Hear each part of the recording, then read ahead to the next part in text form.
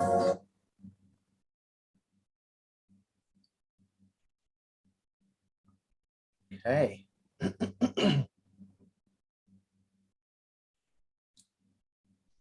Almost there.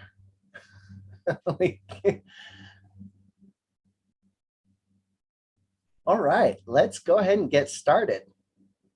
Well, welcome everyone to the second annual International E-Conference on Atheism. My name is Dr. Darren Slade, and I'm the president of the Global Center for Religious Research, which is hosting this year's academic conference. Now, something to keep in mind is that GCRR is not interested in converting or deconverting you away from any particular belief system.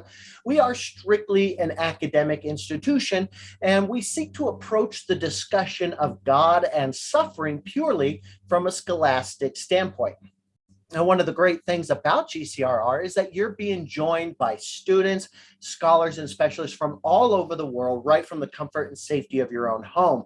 And because each of these presentations are video recorded, the information presented here will be available to anybody who had purchased a ticket to our 2-day conference. And that's just our way of saying thanks for coming out and supporting us. And also, as a special gift to everyone, I'm going to put a link in the Zoom chat box. And for those that aren't joining us by Zoom, you can go to the GCRR website and look up our newest publication called God and Horrendous Suffering. And all you have to do is you scroll down to the bottom of that page, and you can download a special sneak peek preview of the book by clicking on the preview button. And if you end up deciding you want to purchase that book, we recommend doing it directly through GCRR because our prices are lower than third-party distributors are. But also, we're going to give you 15% off the retail price. And all you have to do is use the promo code SUFFERING, and that's all in lowercase. Use the promo code SUFFERING at checkout. And I'm going to also put information about that in the chat box. For those attending live, of course, feel free to use that chat box to discuss with other attendees and to ask questions as they come up. And our speaker is going to do his best to answer those questions at the very end. And you'll also be able to unmute yourself and join in the discussion directly as well. One last thing you might want to know about. The Global Center for Religious Research has established the most comprehensive international research group to study the causes, manifestations, and treatment options for those suffering from religious trauma. The problem is, in order for victims of religious trauma to receive help, we need to arrive at a place in our culture where religious trauma is recognized as a real mental health condition.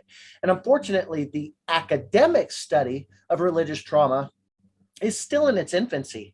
And this means that there are no exhaustive empirical studies to support what we've all seen and experienced.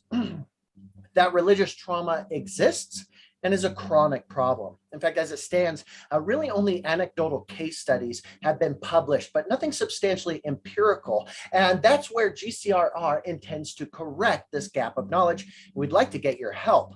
We've set up a GoFundMe page in order to crowdsource the world's very first comprehensive sociological study on the existence, causes, and manifestations of religious trauma.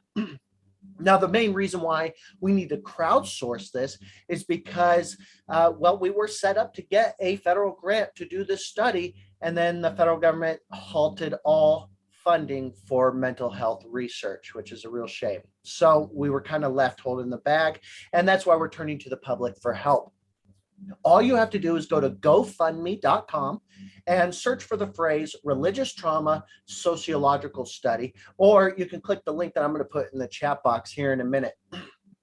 And at the very least, we'd love it if you just shared that GoFundMe page across your social media platforms, just to get the word out about this really important research study. And with that said, I'd like to introduce you to my very good friend and our next presenter, Mr. Dale ONeal, and allow me to share my screen so I can give a proper introduction. Now, Mr. ONeal is going to talk about the making and unmaking of a Christian zealot and beyond. Dr. ONeal is a writer and a clinical psychologist with a private practice in Orange County, California. He is a former evangelical minister who left the ministry and Christianity over 40 years ago. And about a year ago, he wrote an essay on his journey titled The Making and Unmaking of a Christian Zealot, which is the final chapter in that anthology I was just talking about, God and Horrendous Suffering. Dale, thank you so much for being here and doing this. I'm so excited for this presentation. I will turn it over to you. You have the floor. Great. Thank you, Darren. And thank you, Darren, for inviting me to share in this wonderful weekend. And thank you, John Loftus, for including that essay in your wonderful anthology, which I hope all of you will take advantage of and saving 15%. You can't beat that by ordering it through this organization. First of all, today, I want to tell you why I wrote this essay and why I'm presenting it here today. Darren mentioned that I left Christianity about 40 years ago. And when I did, I never looked back. I just left and I said, I'm out of here. I can still remember leaving the church that I was a part of, practically skipping down the stairs on the evening of my, what do they call that when you're leaving, your bon voyage or something like that. But over the last few years, I've come to see that my somewhat abandonment of my entire tribe that I grew up with, that's not okay. And for many reasons, I came to see that my journey is worth being shared in the hopes that it will be helpful to others who are on a similar journey and who maybe don't have the experience of someone like myself to look at. Because when I left 40 some years ago, I didn't know a John Loftus. I didn't know a Valerie Tirico. Bart Ehrman hadn't written all of his wonderful books. I didn't know of an Ed Babinski, of a Dan Barker. I think I mentioned Valerie Tirico. When I left, it felt like I was completely alone.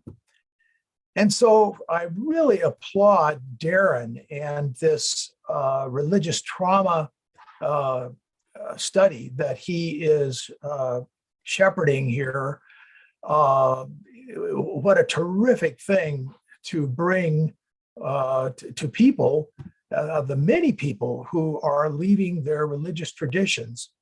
The Freedom from Religion Foundation has the Clergy Project for ministers who have been set adrift or who have cut the ties with their church. But obviously, religious trauma is far bigger than just ministers who no longer believe what they have to preach in order to be a part of that. It was clear to me that I had to leave because I no longer could support the doctrines of the church that I was a part of. So I want to share with you some of the inspirational comments that some great humanists that I have read, how they inspired me and prodded me and encouraged me in taking this journey. And I'm going to bring up a share here and hope we're going to be able to have you see this as well. All right, do we do it? You got it. All right. The first one's from Teilhard de Chardin, a French philosopher, Jesuit, and I love this. The individual has not the right to remain inactive.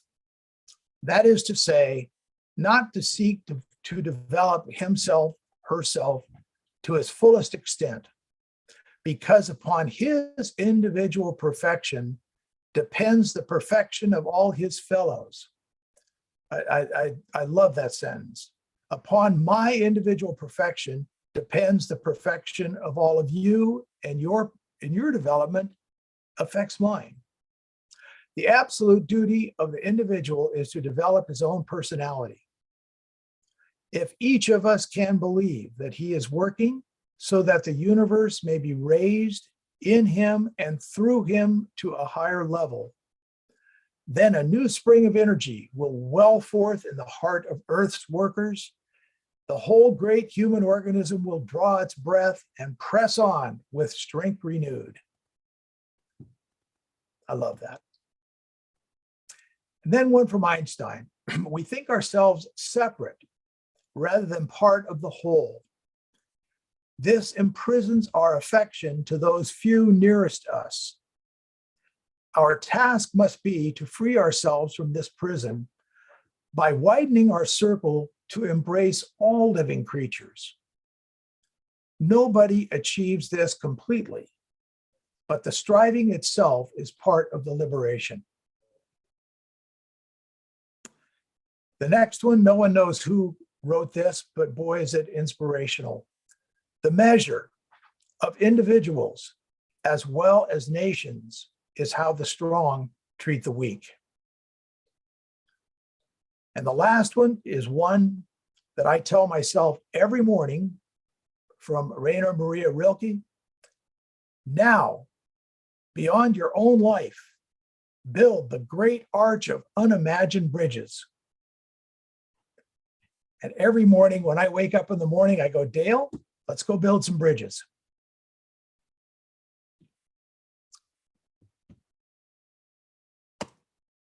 All right. I wish I could see your faces when I read those, because I just have to believe they're inspiring to you as well. Okay.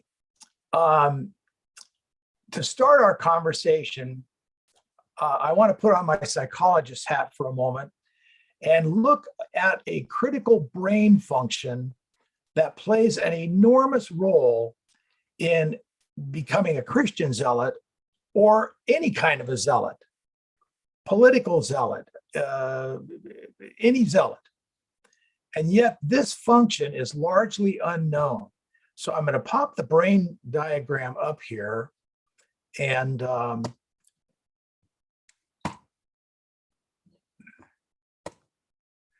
going to get my little spotlight. Isn't that cool? And we're going to look at, except I've got to get that a little smaller. 1 second.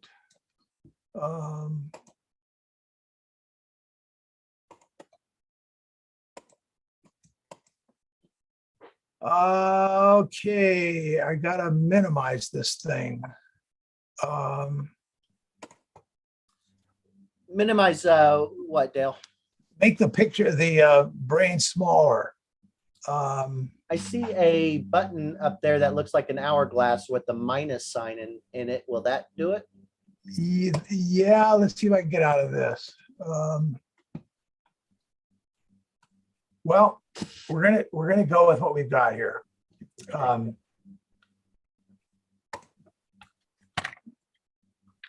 If it helps, I can see the majority of that brain. Okay, we're going to talk about the amygdala and the frontal cortex. The amygdala, well, let's start with the frontal cortex. The frontal cortex is your decision maker. It's the part of the brain that holds your values, social skills, your identity, things that really matter. The amygdala, it's designed to protect you, to keep you alive. And it also is connected very much to the frontal cortex. So these two talk a lot to each other. So when you are threatened, the amygdala immediately responds. And I'm going to use the example of road rage. When you get a stimulus from outside, it first of all comes into the amygdala, and it takes twice as long for it to get into the frontal cortex. But something else happens. When the amygdala is stirred, if I were to jump out at you suddenly, you would get a shot of adrenaline. And how do you feel when you get a shot of adrenaline? Well, you feel tense, ready to react, focused. Well, what's actually going on in the brain is the adrenaline is actually blocking access to your frontal cortex because it doesn't want you to think, it wants you to react. And this is why people will say and do crazy stuff when they're threatened. Things they would never say and do if they were thinking about it. Now, road rage, of course, is the simplest example, but the same thing happens when you get into a spat with your spouse. The adrenaline fires, access to the frontal cortex is blocked, and you say and do things you would never say and do if you were thinking about it. Well, the same thing happens when your identity is threatened. The adrenaline blocks access. It doesn't want you to think, it wants you to react. And so once you begin reacting, the frontal cortex, which isn't blocked entirely, marshals all of its power to fend off that attack. And this, at least in terms of when the identity is threatened, every answer, every tool you have in your arsenal is used to protect from this invading, sometimes a thought, person, whatever. Now, this is a very critical function that is not widely known. I was fascinated with the book by Daniel Kahneman, Thinking Fast and Slow. And I thought for sure he's going to identify this process. Well, in this wonderful book, he only mentioned the amygdala on 2 pages and never mentioned the adrenaline factor, which I just think is huge. And once people understand this dynamic, boy, it makes a difference. All right, well, continuing on to the brain function. When your car overheats, what do?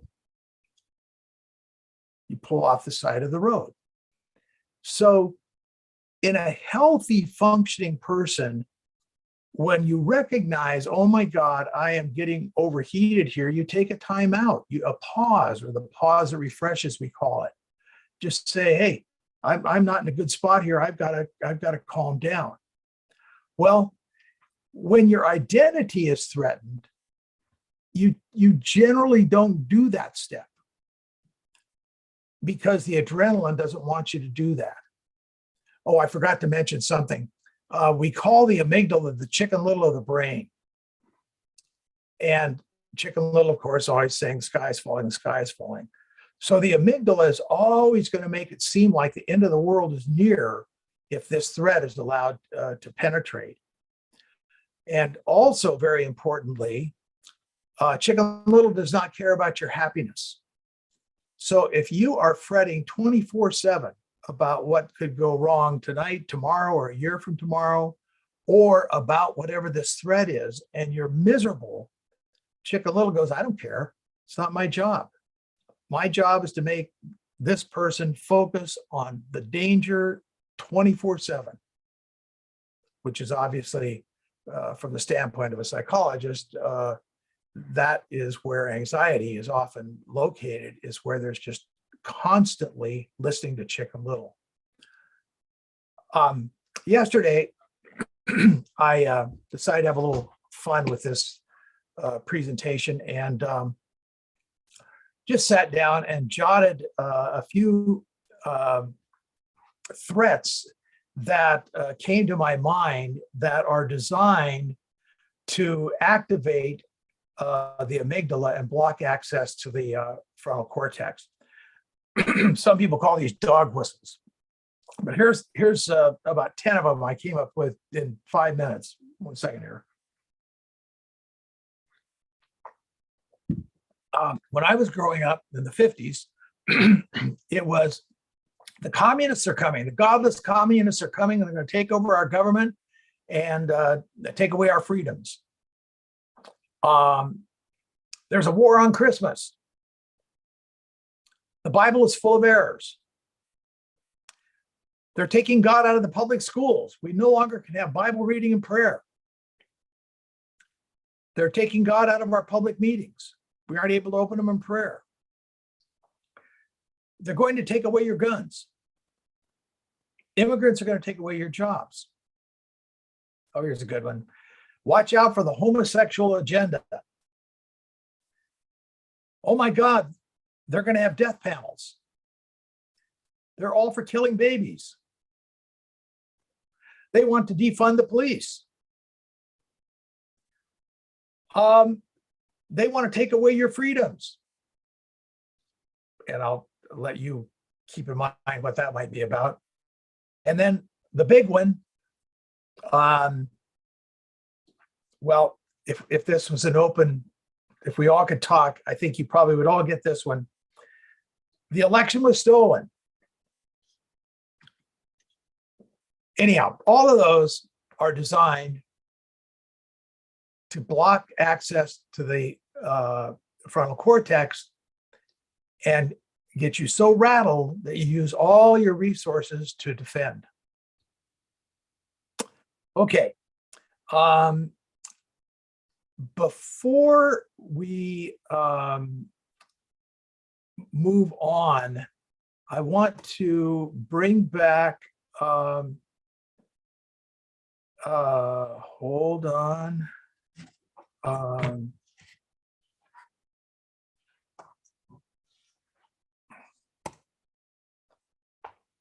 Can you see that one? Nope. Don't forget to hit that share screen button on the. Okay, sorry.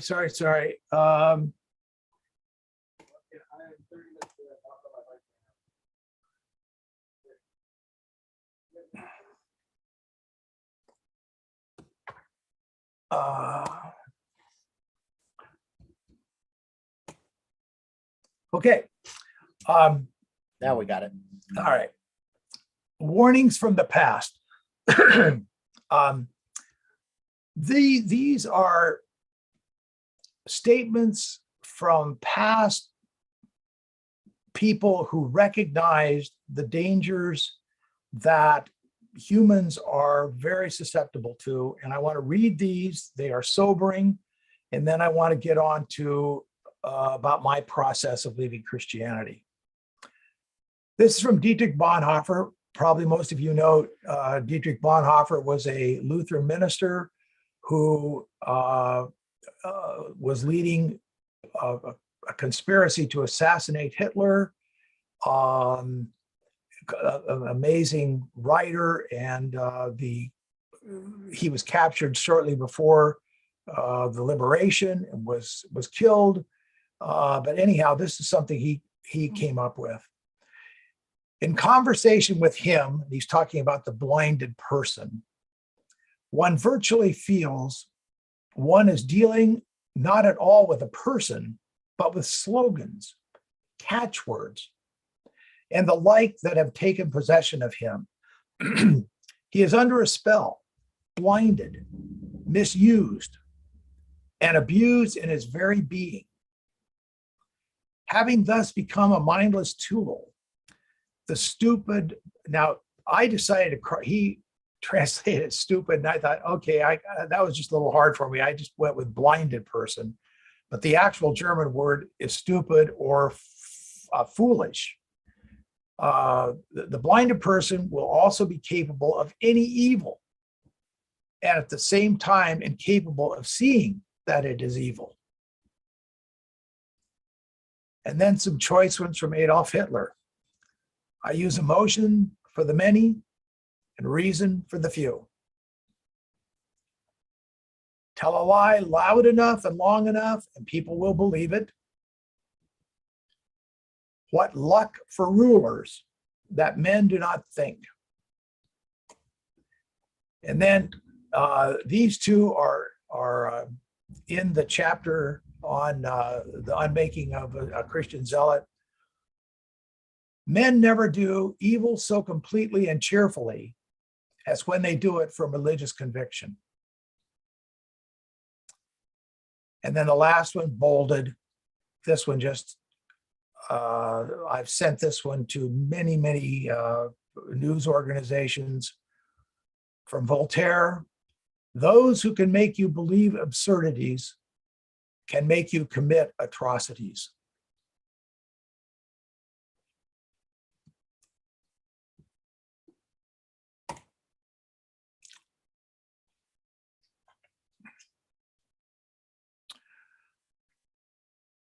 Okay, I'm going to move on to my story now.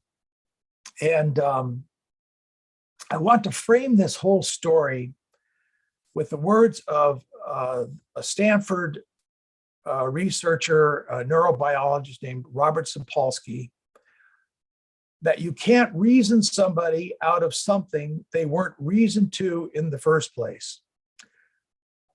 And my essay, in a very large sense, is that's sort of a meta theme of that essay. Okay.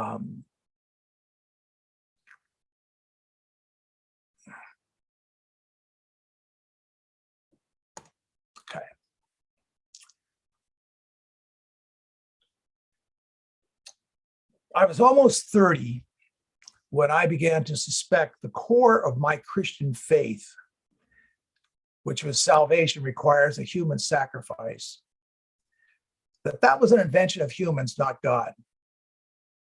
However, like so many Christians, particularly those born into the faith, I had given very little thought to the gruesome physical and emotional reality a human sacrifice entailed. Raw terror for the victim, the executioner, and the observer. Believe it or not, it never occurred to me to ask what kind of a being, human or divine, would get so angry at his child's disobedience that he would require that child to kill one of his own to regain his favor.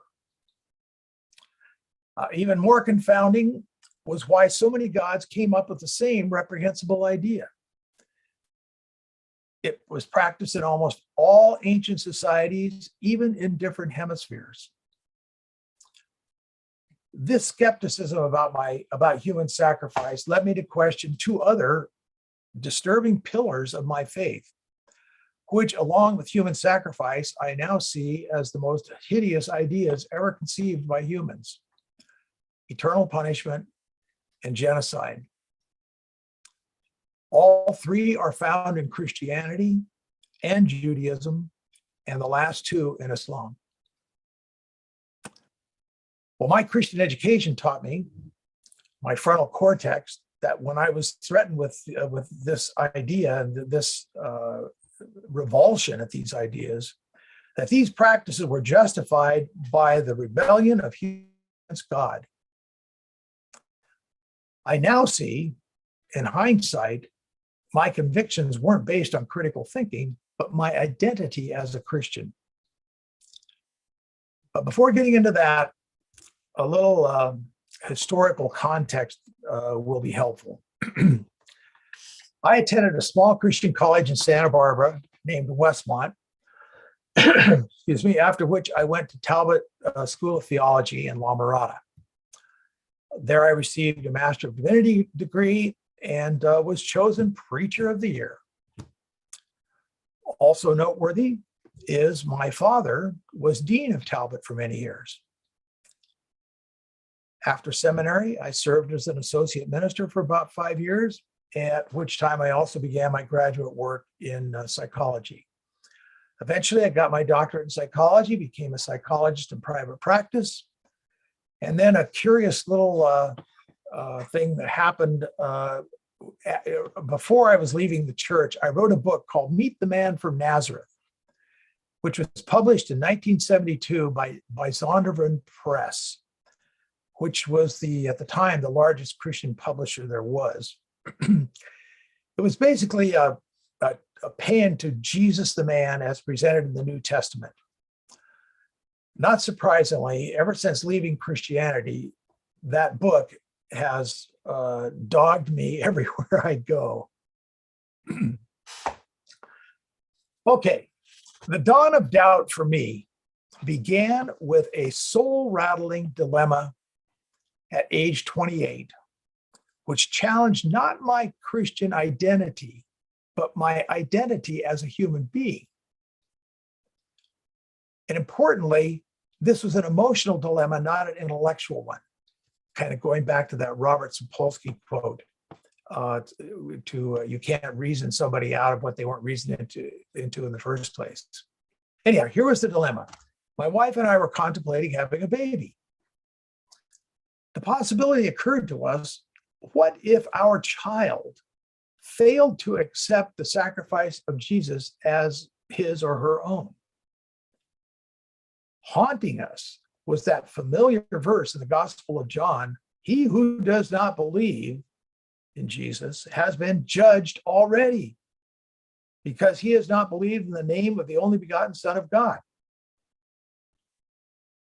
We realized that bringing a child into this world would place that child at risk of eternal punishment. How could we do that? For that matter, how could any Christian couple put their child in such jeopardy? After all, there are countless examples of children of devout Christian parents who don't become Christians, or worse yet, leave the faith, as was the case in my family, where 4 out of my parents' 5 children left. Now, a remarkable side note to this dilemma was neither of us had ever heard this issue ever mentioned in all our years in the church. And I went to seminary, for God's sakes. It never came up. And some of you who have read this essay have told me the same thing. It never was mentioned. All right, how I became a zealot. To begin, let's return to the brain discussion. Critical thinking is done by the frontal cortex, which is the last part of the brain to develop. One's identity is certainly held in the frontal cortex, but it is bound to and closely guarded by the amygdala. The job of the amygdala is to ensure one's physical and emotional survival, of which one's identity is a major part. So when one's identity is threatened, one's ego, gender, family, race, caste, religion, political affiliation, the amygdala signals the adrenal glands to secrete adrenaline into the bloodstream, where the mind and body now become focused on fight or flight. To aid in this escape, the adrenaline impedes or even blocks access to the frontal cortex, because, as we said earlier, it wants the threatened person to react, not think. The amygdala connects with the frontal cortex and marshals a host of answers to the threat, particularly with identity, which satisfy true believers, but rarely anyone else. Now, here's a real good one. The final answer that protects a true believer from any penetration of their protective shield. It satisfies the true believer, but rarely anyone else. And this is the subjective authentication of one's faith. That believer knows his faith is true because it feels true. When combined with the other answers, this answer is a protective shield no rational argument can penetrate. All right, my path to becoming a Christian zealot. We're going to start with imprinting. I always say I wasn't a born-again Christian, I was born Christian. There was no leap of faith in my faith because I never doubted. My faith was an identity I was born with, which distinguished me from Jews, Muslims, even Roman Catholics. I was a Christian. And this is the primary path to faith for most people because of this powerful force known as imprinting. Newborns pattern their behavior and thinking after those around them. And I love what Richard Dawkins said about this. He said, how thoughtful of God to arrange matters so that wherever you happen to be born, the local religion always turns out to be the true one. This is also reminiscent of that classic definition of a cult, someone else's religion. Okay, although most are imprinted into their faith by birth, some get there by a conversion. And most converts are not converted because they find the evidence for the truth compelling, meaning by reason. Far more often, they report experiencing a divine presence, that the presence enters them and fills them with new power, clarity, and purpose. And in Christianity, this is commonly called being born again. And just like actual childbirth, the bonding hormone oxytocin is released, which binds new believers to their faith and to their faith community. Okay, that's imprinting. The next thing that binds and brings about Christian zealots is the subjective authentication of one's faith. Whether the path to faith is by imprinting or grafting, virtually all religions claim a subjective experience which authenticates the truth of their faith. So the ultimate assurance of the truth of their faith comes from a feeling it is true. I know in my heart it is true. And then, of course, critical thinking comes in to confirm what the heart already knows. In his classic book, The Varieties of Religious Experience, William James observed that conversion experiences are essentially identical in all religions. Of course, they all cannot be true. Now, here are some things the Bible tells you about your subjective authentication of its truth. In Romans 8, it says, the Spirit, meaning the Holy Spirit itself, bears witness with our spirit that we are the children of God. 1,000 times over, I belted out the gospel hymn, He Lives. And here are the words. You ask me how I know He lives. He lives within my heart. Now, here's well-known Christian scholar William Craig, who is a professor at Talbot Seminary, where I graduated, and actually a teacher that John Loftus studied under. He tells us that the way we know Christianity is true is by the self-authenticating witness of God's Spirit. And he goes so far as to claim this experience is so immediate, unmistakable, that it rises to, and this is an unbelievable expression, it rises to the level of objective knowledge. Objective knowledge. One is incredulous that a scholar of Craig's stature could be unaware or ignore the devotees of every religion say the same thing.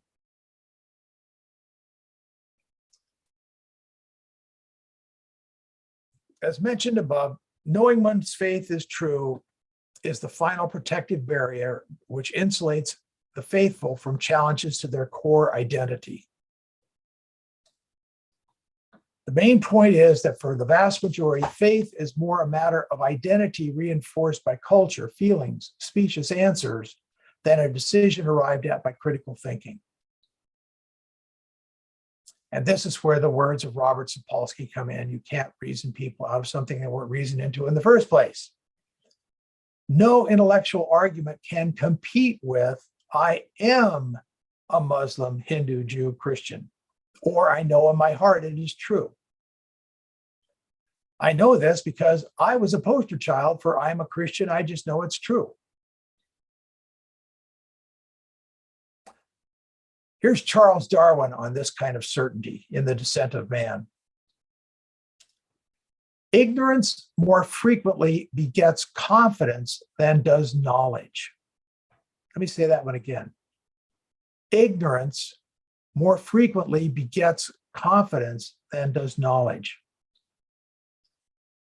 And sadly, I identify with the words told to me by psychologist and former evangelical Valerie Tirico.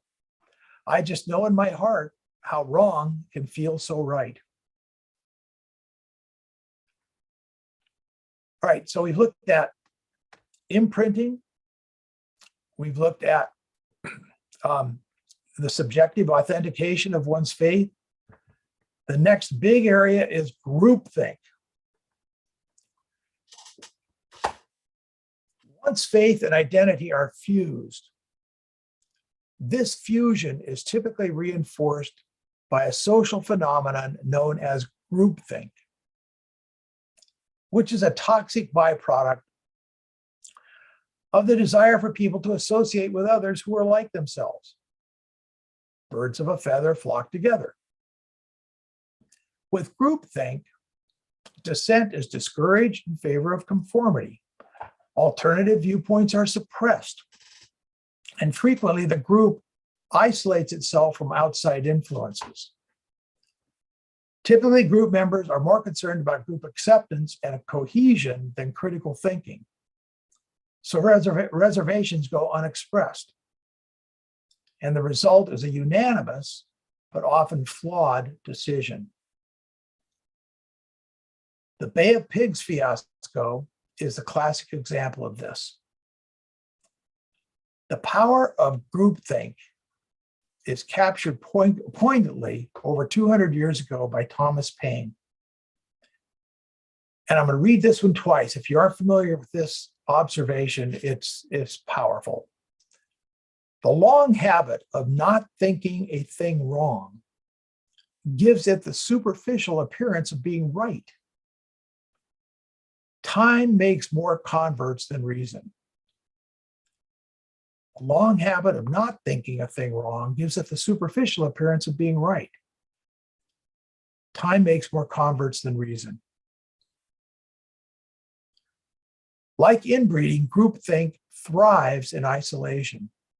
In my case, I was the son of a minister in the Grace Brethren Church. It was an evangelical denomination whose motto was the Bible, the whole Bible, and nothing but the Bible, which translated into Christians, only Christians, and nothing but Christians. Christian was something you just were. And as faithful servants in waiting, our primary task was to warn as many people as possible of their impending doom if they failed to accept Jesus as their Savior before it was too late, meaning before they died, which we cautioned could be sudden, or before Jesus returned, which also could be sudden. All right, the next influence on becoming a zealot is gaslighting. And this is a term that is being used a lot more in, in political worlds. And I think it's going to become more and more familiar because it is just powerful. And we see it in the church and we see it in the Bible. And I'm going to read the definition of what it is, and then I'm going to show how the Bible plays into gaslighting. And gaslighting is a factor where it creates doubt in one's rationality. It's a form of psychological manipulation that makes people doubt their intelligence, memory, perception, and sanity. And it seeks to undermine trust in one's own mind and instead rely on the judgment of someone else, usually an authority figure who seeks to control the individual or group. I'm just going to say it again. Never before has it been so important for people to know what gaslighting is and how the natural function of their brains make them vulnerable to its siren call. I'm going to read a couple passages from the Bible, and I'm going to skip a couple of them too. You'll find these if you get the book in that last chapter. The most frequently cited gaslighting passage is Proverbs 3:5. Trust in the Lord with all your heart and lean not to your own understanding. This is second only to Isaiah 55, where it says, my thoughts, meaning the Lord's thoughts, are not your thoughts. Neither are your ways my ways. For as the heavens are higher than the earth, so are my ways higher than yours, and my thoughts than your thoughts. In the New Testament, Jesus says, thou didst hide these things from the wise and the intelligent, meaning the people who are listening to this presentation, and you didst reveal them to babes. The Apostle Paul, the message of the cross is foolishness to those who are perishing. But to us who are being saved, it's the power of God. For it is written, I will destroy the wisdom of the wise, the intelligence of the intelligent. I will frustrate. Where is the wise man? Where is the scholar, the philosopher of this age? Has God not made foolish the wisdom of this world? For the foolishness of God is wiser than man's wisdom.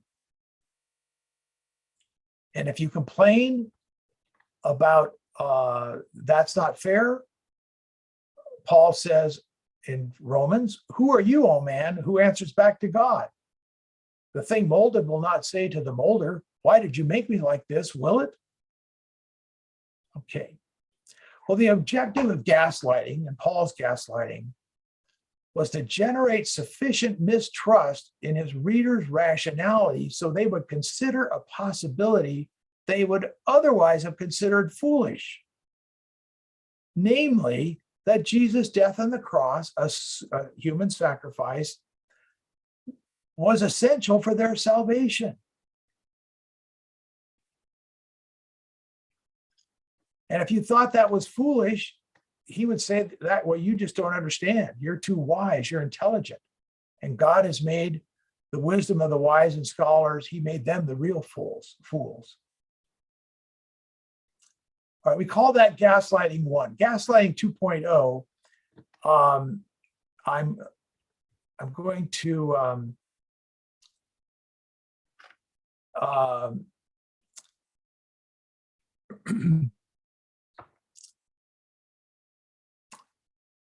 I'm going to go to gaslighting 3 because that's the one that is just so scary.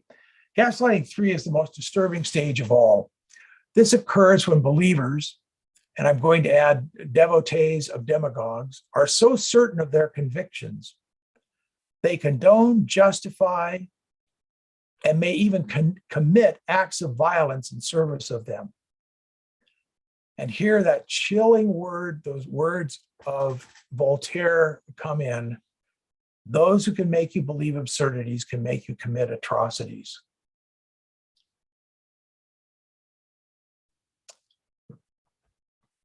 The next impact on becoming a zealot is confirmation bias. Confirmation bias.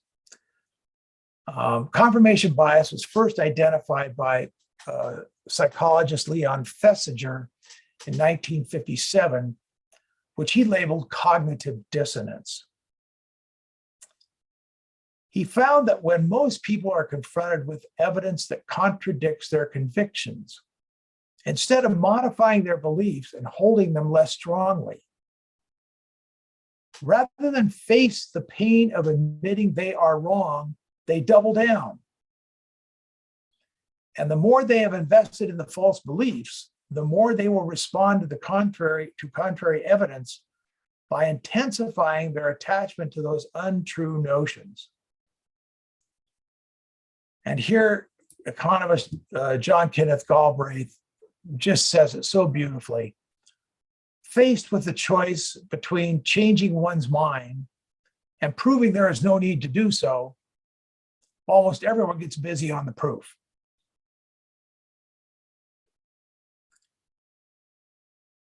When you point out the evidence to the contrary of someone's deeply held belief, how often do you get, you know what, you're right, I think I need to rethink that. Or wow, good point. I hadn't thought about that. I need to be a little less certain on that. Or making it a little more personal. How often does your spouse hear, you know, honey, you're right. My tone wasn't so great on that.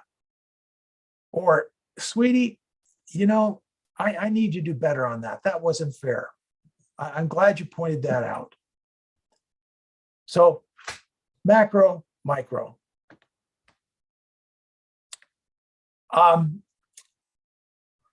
When one's entire social network doubles down, it's a formidable reinforcement of the faith and a major disincentive to doubt and dissent. This is where the desensitization process kicks in, and the faithful begin to tolerate specious explanations, habituate, in the religious sense, habituate to the demand for human sacrifice, where it doesn't bother them that much anymore. The double down tolerates poor explanations where they just become where they become okay. And I'm going to just mention some popular double downs. We aren't going to go into them in great depth. One of them, Mark Karras, in his presentation on petitionary prayer, mentioned this. And this is where in prayer, you count the hits and ignore the misses.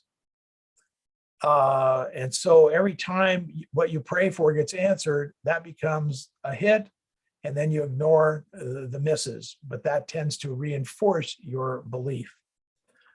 Another way you selectively attribute is you praise believers and you demean unbelievers.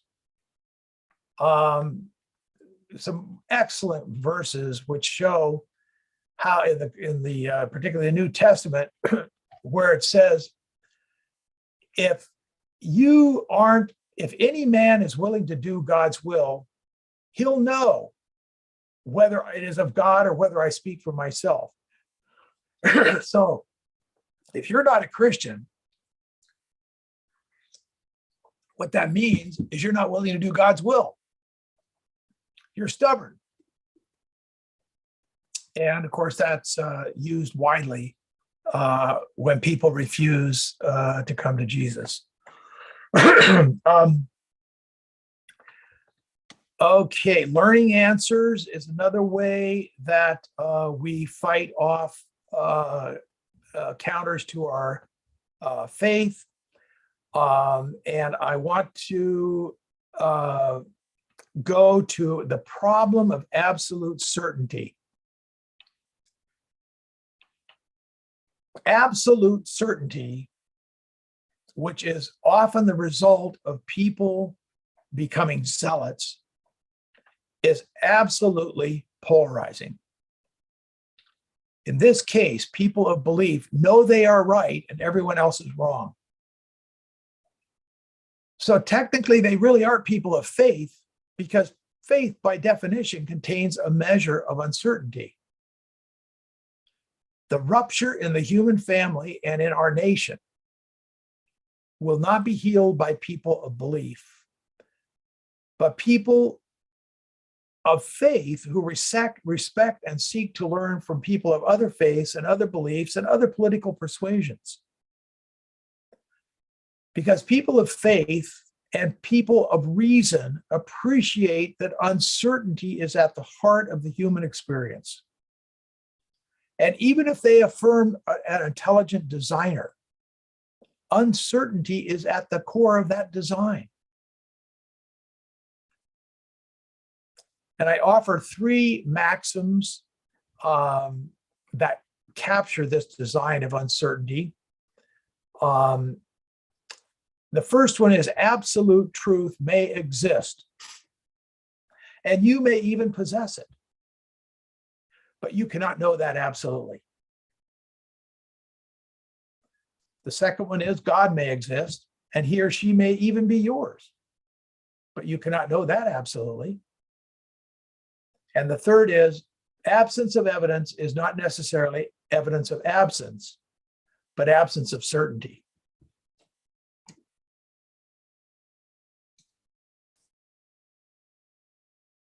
I want to show you, before I wrap it up here, the third force that fell on me is actually the Sumerian tree of life that fell on me in the seminary library.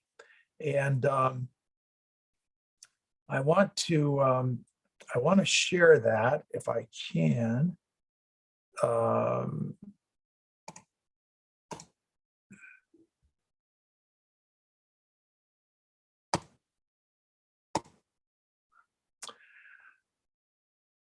Take a look at that.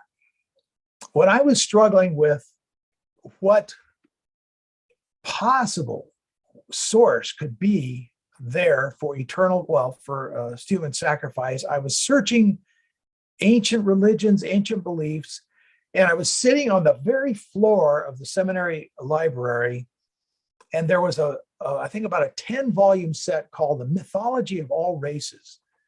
And as far as we know, Sumeria is the oldest written languages. And so I think text number 7 was Sumeria.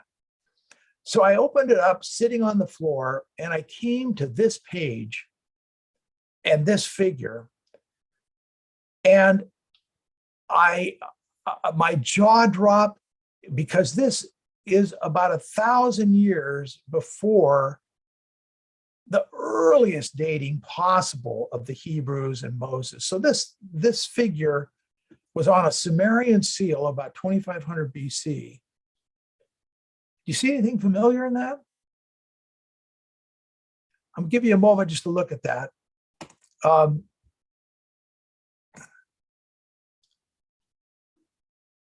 this look familiar? It's a goddess, the tree of life, dates, a god with probably something along a crescent moon down here. And you notice that the scene is not one of temptation. It's not one of fear. It's one where the goddess and the king or consort, the tree of life, is there being freely offered. They're offering this gift of life, no temptation, no fear. But of course, the biggest thing here is the snake, the serpent, coiling up behind the woman. Well, I saw that, and it just floored me, because I just knew at that moment that the story in the Bible was borrowed. And that began a journey for me that has led to a study that I'm with my co-author.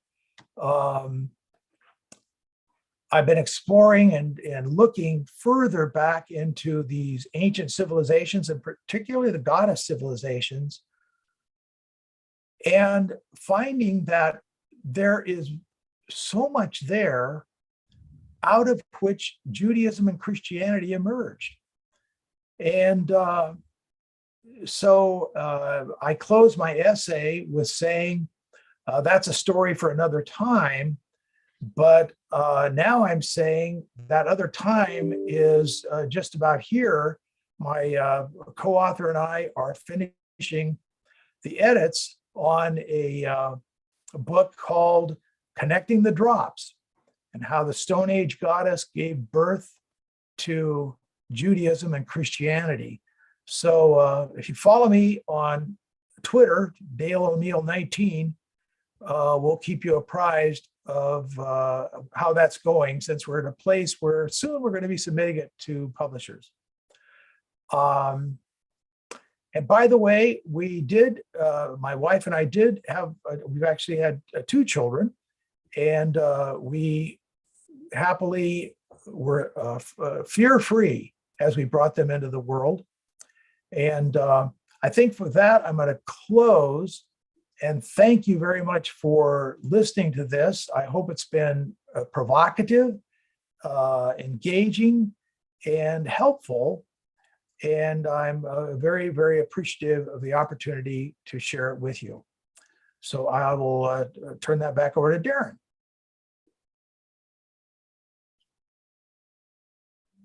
Wonderful. Thank you. I didn't actually expect such an abrupt ending. This was wonderful. Dale, thank you. I noticed the time. No, this is great. Yeah. I have a number of comments and questions. And actually, when you had brought up the Sumerian tree of life, I actually just started immersing myself in, I have a ton of books on ancient Near Eastern stuff. And part of one of the courses I teach is on some of the iconography like this. So I was starting to just immerse myself back in some of the literature, which is so much fun that you're doing this. Let me ask real quick. Was there one element? I realize that no deconversion is such an isolated incident that one thing causes you to leave the church necessarily. But if you had to pinpoint a single biggest thing that caused you to go, I'm done. It's BS. Or maybe an incident that was the straw that broke the camel's back. Can you identify one? Well, I tried to identify that in referring to my seminary experience is the Sumerian tree of life fell on my head. That was the coup de grace. My process in even looking at that volume was still being a part of the Christian belief and trying to find some way to make sense of it. And when I saw that image, it was, Dale, you have bought the Brooklyn Bridge. It was like the tree fell on top of me. It was that dramatic. Oh. Do you think that I presume that there were enough doubts, enough stuff that was already accumulating. Yeah. In order for this to be such a blow.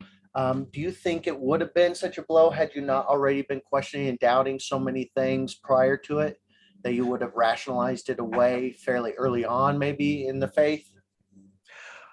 Great question, Darren.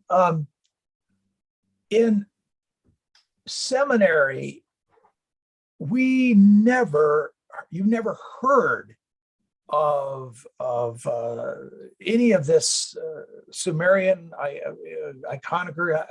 icons. It was completely foreign. And so as I was struggling with some of these moral dilemmas, it was certainly opening the door to questioning the whole thing. But I was pretty committed to, okay, this is true. And, you learned all the answers.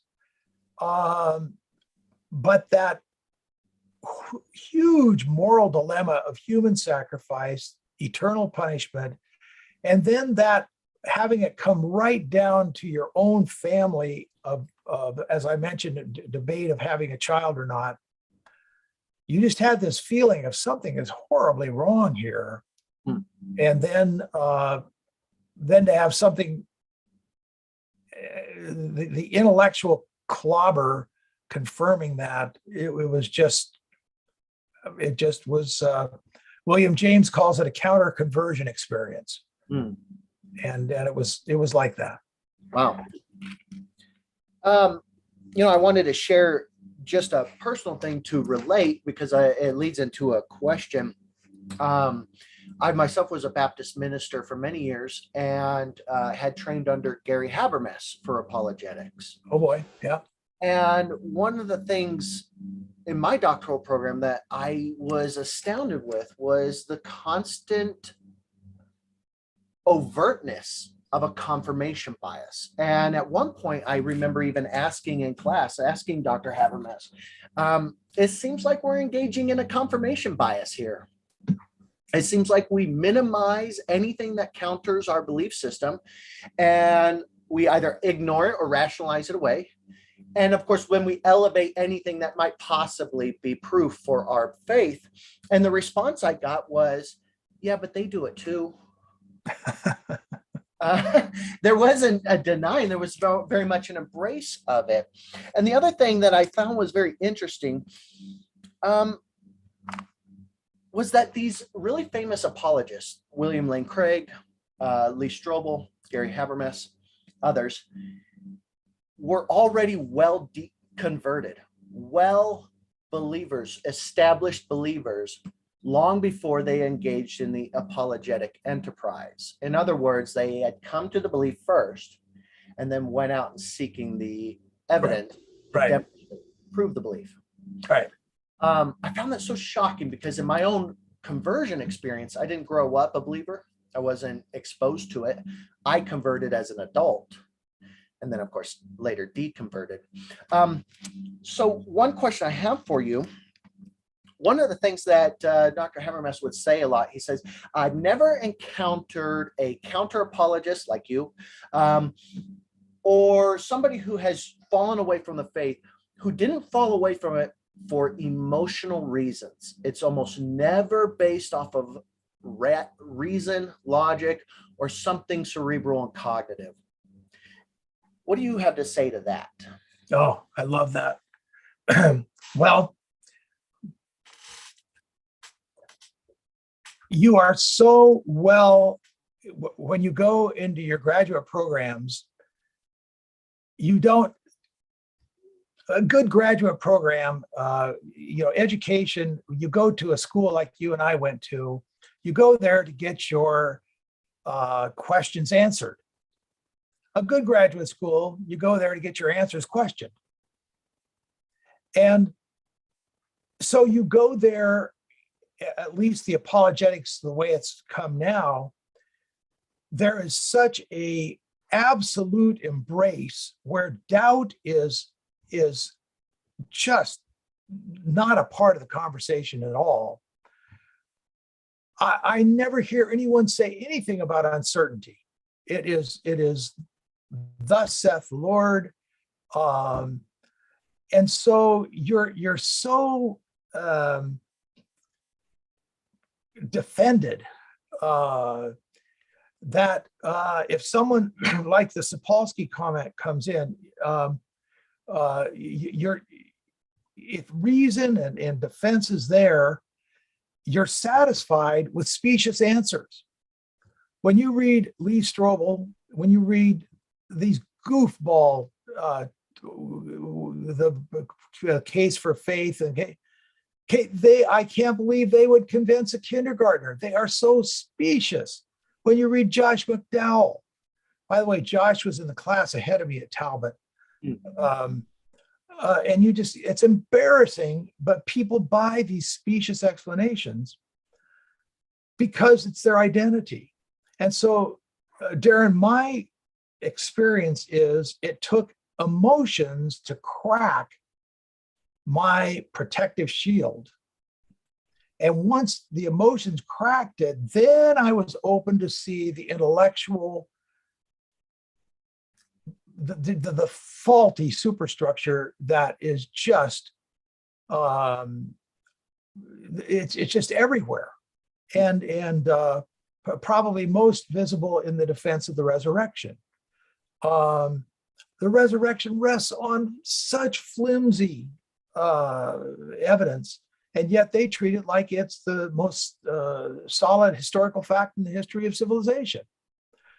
Well, you can't do that unless you have an a priori conviction that it happened. And so Dr. Habermas, maybe he's never been bothered by hell or human sacrifice. And he's happy with his answer. But I think for most people, the wedge that opens them up is emotional. But then once that opens, probably just like you, Darren, you see a host of fallacies and poor thinking that you just cannot believe intelligent people like that quote I gave from William Craig, that your subjective experience is so powerful, it rises to the level of objective experience. You go, that's crazy. And yet, with groupthink, I'm sure zillions of people would affirm that. Well, not zillions, but a lot. Right. Anyhow, so that'd be my response. You know, it's interesting. It's almost as if it's a mirror reverse of the conversion experience itself. That it is, to convert to a religion oftentimes is a very powerful emotional subjective experience, and then you go looking kind of, you feel like your mind has been opened up to new realities. And the same thing, there might be doubts, there might be questions already there. You notice some of the discrepancies and inconsistencies, but you can somehow rationalize it away until the emotional hits. Yes. That are just irreconcilable. Right. And it's almost like a brand new opening again. Mirror reverse of it's a spiritual deconversion, if you will. Yeah. Which is why I like William James' term, a counter conversion. That's right. That's it. You have the same experience of being converted to as being converted away from. Yes. And that was liberating. I shared that. I remember I shared it with my youngest sister and said, listen to this description. And she pauses and says, that's unbelievable. That's exactly what it is. Mm-hmm. And you're liberated. At least for me, it was, I felt shackled and then I felt liberated. Interesting. I want to return to some of that, but I also want to open it up to the rest of the okay. You are, everybody in attendance, you are free to either raise your hand or you can just unmute yourself. If you have any questions or comments for our presenter, please speak up.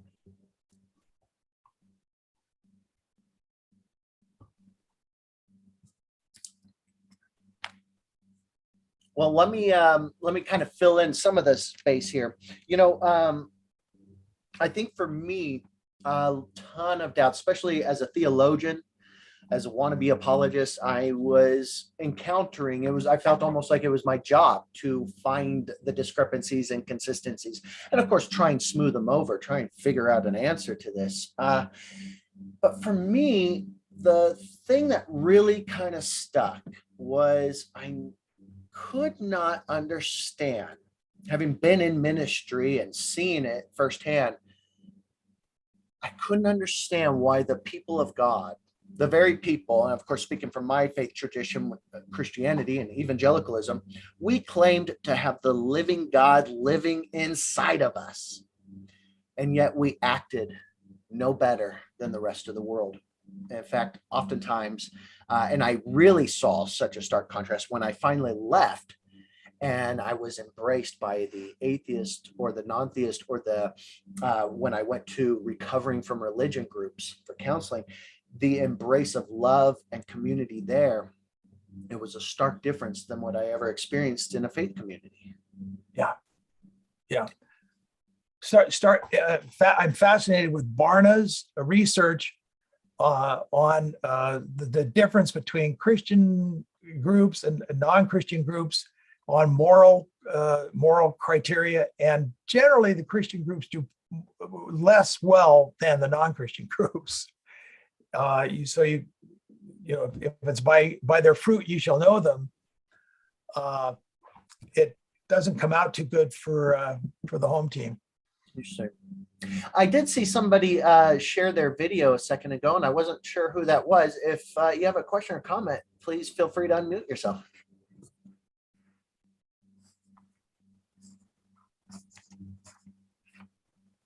Hello? Quiet group. Hello? Yeah, we can hear you. Hey. Hi, this is Brian Force. I'm an old friend of Dale's. Hey, and Brian. I really enjoyed your talk, and heard you say some of these things in our prior conversations. And we're currently experiencing a collective threat to our enlightened existence. and you explain very well, I think, what's behind the slide. And I wonder, is it really relentless? Are there no guardrails? Are there no lessons to be learned, for example, from the Great Enlightenment? The Great Enlightenment occurred in the face of overwhelming resistance. And so we had a United States democracy founded on the principles of the Great Enlightenment. And we seem to be losing all of that, and we seem to be in a state of hopelessness about it, that there's really nothing we can do. And I wonder, and I don't know where you stand. Some of what you said sounds like there is a kind of an inevitability to this slippery slope that we're on. But I can't help but think that there is hope. I mean, in your own story, and in Darren's story, there was an enlightenment that occurred on the individual level. And I'm wondering, is there some way of spreading that out, of expanding that, of speaking to and against these forces that seem to be so relentless? Well, Brian, I'll take a shot at that. I think even though you're always at risk of the double down, that education is our big weapon, and education in critical thinking, education in brain function, that part that I mentioned about thinking fast, thinking slow. It is very helpful to people to actually see what is going on in the brain that makes critical thinking so difficult. And if you could boil it down to one, well, it's hard to boil it down to one anything, but the lack of critical thinking is the greatest pandemic we have, certainly in our country. We are witnessing it. We are witnessing it as a plague. And this mechanism that I described, I wish this were part of every critical thinking class. It's not. People say, well, question your assumptions, but they don't get into the nitty gritty of why that's so damn difficult. And that's why I gave the example of road rage, because everybody understands that. But knowing how susceptible we are to that knee-jerk reaction of protection and buying into something that's crazy because we don't examine it. So I don't want to be pessimistic, but boy, I think there's solutions there. And education is the key. And we can't have superstars in education retire like Brian Forrest. We still need him in the action. We need him on the field. Well, I ain't dead yet, and I'm still working on a social conversion, but it ain't easy. No. Anyway, thank you for your insights here today. Thanks for joining us, Brian. And I'm noticing the time. We probably have time for one more question or comment if anybody has one. Otherwise, I can start closing out this session.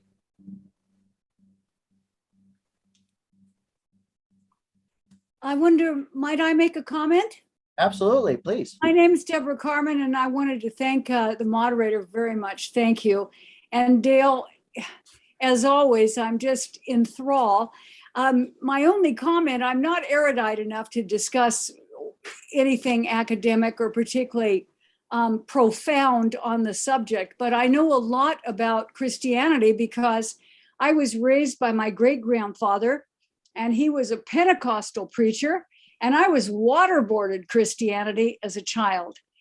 And I think what I admire most in Dale, or what Dale gave me, one of the great gifts I've ever received, was the liberation to be free of the guilt that surrounded and just lived with me for so long that I felt I had been such an abject disappointment, and that I thought so contrary to what my great grandfather's beliefs had been, and it was hellfire and brimstone and a punishing God, and it was terrifying as a child, and the psychological imprint that Dale refers to often was enormous for me. And I had a completely different trajectory in life. I like to share that I found my God in a bottle, and that was very liberating.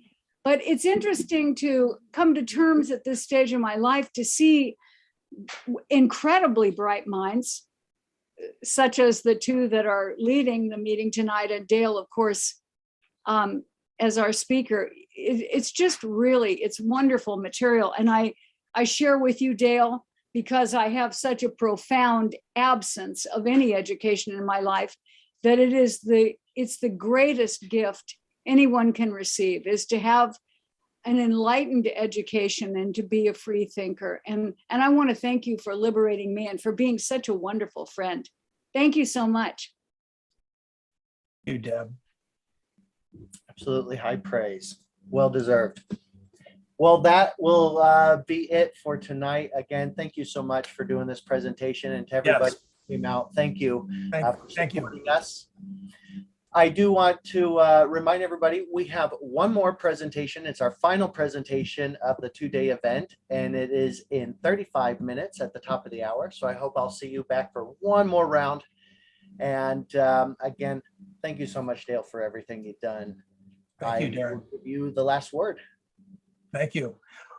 Well, I appreciate everybody's being here and attention. And I would again urge everyone to consider the wonderful project Darren is promoting, the GoFundMe page for religious abuse. What's the term, Darren? Religious trauma. Religious trauma, a worthy cause. And I do hope you'll get the book, God and Horrendous Suffering. And the last chapter, you'll find much of the material we talked about today and more.